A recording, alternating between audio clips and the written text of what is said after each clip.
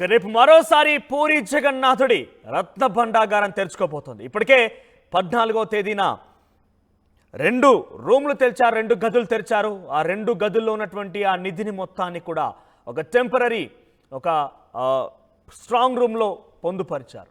కానీ ఇప్పుడు ఆ రహస్య గది అంటే 3వ గదికి సంబంధించి ఆ రోజే తెరిచే అవకాశం ఉండేది. కానీ దానికి సంబంధించినటువంటి తాళాలు ఆ రోజు సరిగ్గా లేకపోవడం కారణంగా కట్టర్ సహాయంతో ఆ తాళాన్ని కూడా తెరిచే ప్రయత్నం చేశారు. కానీ ఉన్న పలంగా సమయం సరిపోకపోవడంతో అప్పటికే సుమారుగా 5 గంటల 50 నిమిషాలు కావచ్చింది. సో సాయంత్రం కాలం అయింది. సో తెరుచుకోవడం, అక్కడ ఉన్నటువంటి నిధిని మొత్తం కూడా బయటికి తరలించడం ఇబ్బందికరంగా ఉంటుందంటూ గుర్తించినటువంటి అధికారులు తిరిగి తాళం వేసి సీల్ వేసి బయటకు వచ్చేశారు. సో మొదటి 2 గదుల్లో ఉన్నటువంటి నిధిని మొత్తాన్ని కూడా అప్పుడే బయట నుంచి తీసుకొచ్చినటువంటి ఆ ట్రంక్ పెట్టెల్లో, ఇక్కడ మీరు చూస్తున్నారు ఆర్టీవీ స్క్రీన్ పైన, ఆ చెక్క పెట్టెల్లో సంపదని బయటకు తీసుకొచ్చారు. ఇది కొత్తగా ఏర్పాటు చేశారు. ట్రంక్ పెట్టెలని కూడా గతంలో అక్కడ పొందుపరచమని కూడా శిథిలావస్థకు చేయడంతో ఆ నిధిని మొత్తం కూడా తీసుకొని ఈ పెట్టెల్లో అమర్చి వాటిని టెంపరరీ స్ట్రాంగ్ రూమ్కి తరలించారు. ఇక తర్వాత 3వ గదికి వెళ్ళి చూసేందుకు ప్రయత్నం చేశారు.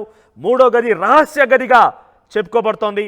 ఇక ఈ రహస్య గదికి వెళ్ళి అక్కడ ఉన్నటువంటి నిధిని కూడా బయటకు తీసుకొచ్చేందుకు ప్రయత్నం చేయగా ఆ తాళాలు ఓపెన్ కాకపోవడంతో కట్టర సహాయంతో వాటిని తొలగించి లోపలికి వెళ్ళి చూస్తే చాలా వరకు నిధి ఉన్నట్టుగా గమనించారు. అయితే ఆ నిధిని బయటకు తీసుకురావడం కోసం సమయం సరిపోక తిరిగి తాళం వేసి సీల్ వేసినట్టుగా అధికారులు చెప్తున్నారు. అయితే రేపు మరొక ముహూర్తం కుదిర్చారు. ప్రత్యేకంగా ఇప్పటికే పర్యవేక్షక కమిటీ అక్కడ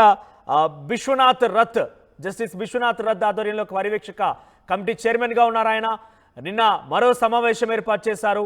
ఆ సమావేశంలో ఒక నిర్ణయం తీసుకున్నారు. రేపు ఉదయం 9:51 నుంచి 12:15 వరకు కూడా మంచి ముహూర్తం ఉంది. ఈ ముహూర్తంలో ఈ రహస్య గదిలో ఉన్నటువంటి నిధిని మొత్తం కూడా బయటకు తీసి దాన్ని కూడా మరో టెంపరరీ స్ట్రాంగ్ రూమ్లో పెట్టబోతున్నారు. ఆ తర్వాత ఈ భాండాగారాన్ని మొత్తం కూడా ఆర్కియాలజికల్ డిపార్ట్మెంట్కి అప్పచెప్పి దాన్ని మరమ్మతులు చేపడతారు. ఆ మరమ్మతుల తదనంతరం తిరిగి ఆ నిధిని మొత్తం కూడా ఈ భాండాగారాన్ని తీసుకొచ్చి లెక్కింపు జరుపుతారు. రేపు ఉదయం 9:15 మరోసారి పూరి జగన్నాథుడి క్షేత్రంలోకి ఈ కమిటీ సభ్యులు సుమారుగా 11 మంది టీం మరోసారి ఆ 3వ గదిలోకి వెళ్ళబోతోంది. ఒకసారి చూస్తే ఆ 3వ గదిలో ఏముంది, ఆ రహస్య గదిలో ఎటువంటి అంశాలు ఉన్నాయి? తొలి గదిలో స్వామి నిత్య సేవలకు అవసరమైన ఆభరణాలు ఉండగా, 2వ గదిలో పండుగలు యాత్రల్లో 3 మూర్తులకు తొడిగే అలంకారాలు ఉన్నాయి. మరి ఆ 3వ గదిలో ఏముంది? ఆ చెక్క పెట్టెల్లో ఎటువంటి నిధి దాగి ఉంది? ఎంత సంపద దాగి ఉంది? ఎస్, ఈ అంశాల మీదే ప్రత్యేకంగా చర్చ కొనసాగుతుంది. యావత్ దేశం మొత్తం కూడా ఒడిశాలోని పూరి జగన్నాథుడి ఆలయం వైపే చూస్తోంది. 46 సంవత్సరాలుగా ఆలయం మొత్తం కూడా, ఆ నిధి భండాగారం మొత్తం కూడా తలుపులు మూసే ఉన్నాయి. తర్వాత ఇప్పుడు అవి తీస్తున్న నేపథ్యంలో ఎంత నిధి అక్కడ పొందుపరిచి ఉంది, ఎన్ని రత్న మణిమాణిక్యాలు ఉన్నాయి, అందులో ఎటువంటి అంశాలు కూడా బయటికి రాబోతున్న ఒక ఉత్కంఠ, ఒక ఆసక్తి పెద్ద ఎత్తున భారతదేశ వ్యాప్తంగా నెలకొన్న పరిస్థితి కనబడుతోంది. అయితే రేపు ఈ రహస్య గది యొక్క తాళాన్ని తెరిచేందుకు ముహూర్తం ఫిక్స్ చేశారు. 9:51 నుంచి 12:15 వరకు శుభముహూర్తం ఉన్నట్టుగా ఆలయ పర్యవేక్షక కమిటీ జస్టిస్ విశ్వనాథ్ రథ్ నిర్ణయించారు. అయితే రేపు ఆ 3వ రహస్య గదిని వెలికి తీయబోతున్నారు. అక్కడ ఉన్నటువంటి నిధిని మొత్తాన్ని కూడా బయటికి తరలించబోతున్నారు. ఇప్పటికే మొదటి 2 గదుల్లో ఉన్నటువంటి నిధి సుమారుగా 15 ట్రంక్ పెట్టెల్లో, చెక్క పెట్టెల్లో ఒక ప్రత్యేకమైనటువంటి స్ట్రాంగ్ రూమ్కి తరలించారు. ఇక రహస్య గది అని చెప్పుకోబడుతున్నటువంటి ఆ 3వ గదిలో ఎటువంటి మణిమాణిక్యాలు, ఎటువంటి ఆభరణాలు, ఎటువంటి నిధి సంపద ఉండబోతుందో చూడాల్సిన అవసరం అయితే ఉంది. ఇక 1902లో బ్రిటిష్ పాలకుల సందర్భంగా అప్పుడున్నటువంటి ఆ రత్న భాండాగారం తలుపులు వారంతా కూడా నిధులు అక్కడ సమకూర్చుకునేవారు. సో ఆ తర్వాత 46 ఏళ్ల తర్వాత ఈ రత్న భాండాగారం యొక్క తలుపులు తెరవబడ్డాయి. అయితే అక్కడ ఎటువంటి నిధులు ఉండబోతున్నాయి, ఎటువంటి మణిమాణిక్యాలు ఉండబోతున్నాయి, ఎటువంటి బంగారు ఆభరణాలు ఉండబోతున్నాయి చూడాల్సిన ఆసక్తి యావత్ భారతదేశం మొత్తం కూడా ఎదురు చూస్తోంది. ఇక మొదటి గదిలో స్వామివారికి రోజు అలంకరించబడేటువంటి ఆ ప్రత్యేకమైనటువంటి బంగారు ఆభరణాలు ఉన్నట్టుగా తెలిసింది. ఇక 2వ గదిలో పండుగలు యాత్రల సందర్భంలో 3 త్రిమూర్తులకి ధరించేటువంటి ఆ నిధి, ఆ బంగారు ఆభరణాలుగా తెలిసింది. మరి మూడో గదిలో ఏముంది? ఇక భక్తులకు కనిపించిన జగన్నాథుల రత్న భండాగారం అత్యంత రహస్యం. మూడవ గదిలో ఏముందనే ఒక అంశమే.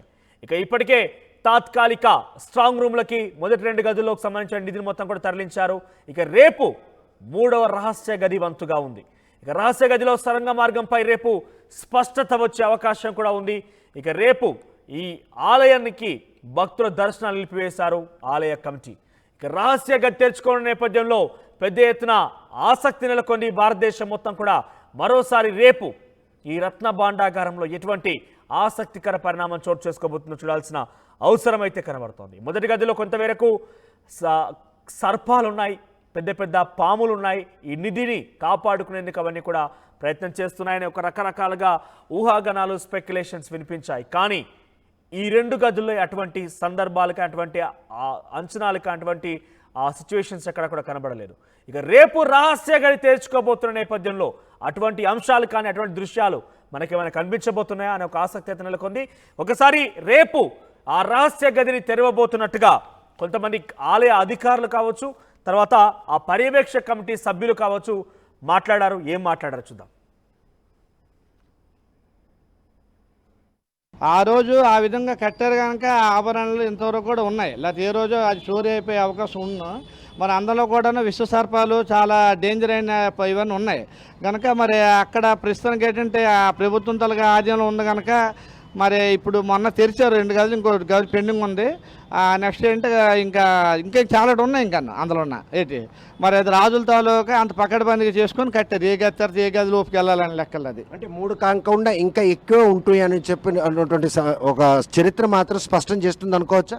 అంటే యాక్చువల్గా 3 గదులే కాకుండా బంగారు ఇటుకలు కూడా పడ్డాయి పూరీలు ఒక శిథిలమైన ఇంట్లో. అంటే మరి ఇది కాక బంగారు ఇటుకలు బయటపడ్డాయి అంటే మీరు లెక్క వేసుకోండి బంగారం తాలూకా భగవంతుడి తాలూకా ఎంత ఉన్నాయో. అలాగే ఆభరణాలే లోపల ఉన్నాయి. ఇంక 2 గది ఇంకో గది తెరుస్తారు. ఏదో అంటే లెక్కల ప్రకారం కూడాను అది ముందు ప్రభుత్వం ఈ ప్రభుత్వం వాళ్ళు తెరుస్తామని మాట ఇచ్చారు కనుక తెరిచారు. అదే కొద్దిగా చేయడానికే పకడ్బందీ చేసి లేదు. 2 గదులే తెరవడం సాధ్యం అయింది. 3వ గది తెరవడానికి మాత్రం ఇంకా అనితర సాధ్యం కాని పరిణామాలు అక్కడ ఆటంగా నిలుస్తున్నాయి. ఈ నేపథ్యంలో 3వ గది తెరిస్తే 4, 5, 6 గదులు ఉన్నా కూడా ఆశ్చర్యపోక్కర్లేదా? యాక్చువల్లీ 3 గదులు 4, 5 గదులు ఉన్నాయి కానీ ఒక గదికి వెళ్ళినప్పటికే కష్టాలు. ఫుల్ ప్రొడక్షన్ చేశారు. విస్తారపాలు ఇవేమన్నా డాక్టర్స్ మొత్తం టోటల్ బాడీ అంతా అక్కడ ఉంది ప్రొడక్షన్తో సహా. ఇంకా 2 గదులు తెరిచి ఇంకో గది ఇంక 3 గదులు ఉన్నాయి కూడా. వెళ్తుండగా లోపల లేట్ ఉన్నాయి. ఇంక తెలియాలి మనకి అది విషయం. దాచినటువంటి సంపదను లెక్కించడం కరెక్టే అంటారా? ఏమైనా అనర్థానికి దారితీసే అవకాశం ఉందా? అంటే యాక్చువల్గా అంతకుముందు కూడా దొంగతాళాలు గట్రా సృష్టించారు తీద్దామని. సృష్టించగా అది బయట పడిపోయింది. భగవంతుడు నిర్ణయం తెలుస్తుంది కదా దొంగతాళాలు చేయక మళ్ళీ లేదని అప్పుడు మళ్ళీ ఇంక వేరేగా సీజ్ చేస్తారు. దాన్ని సీజ్ చేసి పకడ్బందీగా చేశారు. మరి ఇప్పుడు ఏంటంటే ప్రభుత్వం అంత ప్రొడక్షన్ తోటే ఇవన్నీ పబ్లిక్లో తెలియని లెక్కల్లో ఇవన్నీ చేశారు.